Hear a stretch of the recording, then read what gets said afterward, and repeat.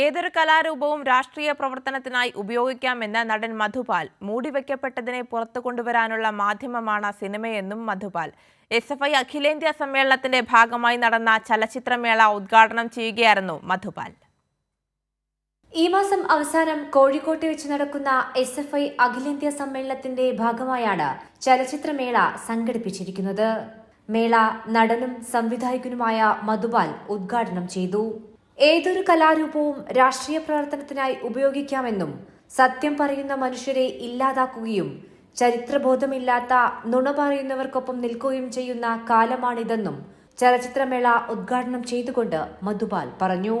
ഏതൊരു കലാരൂപത്തെയും രാഷ്ട്രീയ പ്രവർത്തനത്തിന് ഉപയോഗിക്കാം എന്ന് പറയുന്നത് തന്നെയാണ് ചലച്ചിത്രത്തെയും ആ രീതിയിൽ കാണാൻ പുതിയ കാലത്തെ യുവാക്കളെ പ്രേരിപ്പിക്കുന്നതെന്ന് എനിക്ക് തോന്നുന്നു. ചലച്ചിത്രങ്ങളും ഇപ്പോൾ അതിൻ്റെ ഒരു ഭാഗമാണ് എന്നുള്ളത് തന്നെയാണ് സത്യം. ഉള്ളത് പറയാൻ മനസ്സിൽ തോന്നിയത് തീർച്ചയായിട്ടും പുറത്തെത്തിക്കാനുള്ള മാർഗങ്ങൾ പഴയതിനേക്കാൾ വളരെ സജീവമാണ് ഇന്നത്തെ കാലത്ത്. അന്താരാഷ്ട്ര തലത്തിൽ ശ്രദ്ധ നേടിയ 12 സിനിമകളാണ് മേളയിലൂടെ പ്രദർശിപ്പിക്കുന്നത്.